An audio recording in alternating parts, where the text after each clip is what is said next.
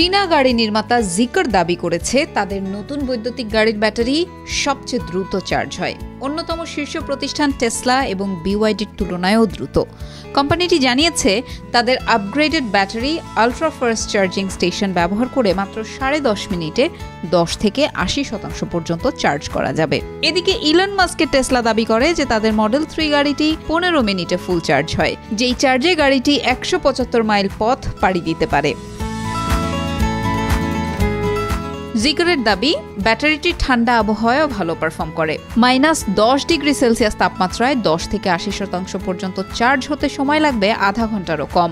যদিও British company নিওভোল্টের দাবি মাত্র 4 মিনিট 37 সেকেন্ডের মধ্যে ইভি ব্যাটারির 80% চার্জ দিতে সক্ষম তাদের সুপারফাস্ট চার্জার।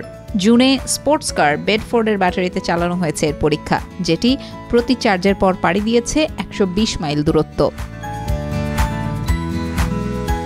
একজন চীন ভিত্তিক গাড়ি শিল্প বিশ্লেষক মার্ক রেনফোর্ড বলেছেন, চীনে প্রতিযোগিতা অত্যন্ত তীব্র এবং বিওয়াইডির মতো ব্র্যান্ডগুলো গাড়ির দাম এবং বিক্রয়ে অগ্রাধিকার দেয়।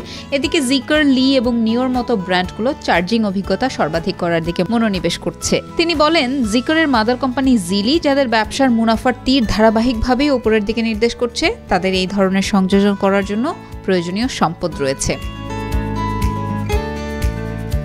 জিলি বেশ কয়েকটি ব্র্যান্ডের মালিক, যার মধ্যে রয়েছে যুক্তরাজ্য ভিত্তিক বিলাসবহুল স্পোর্টস কার ব্র্যান্ড লোটাস এবং সুইডেনের ভলভো।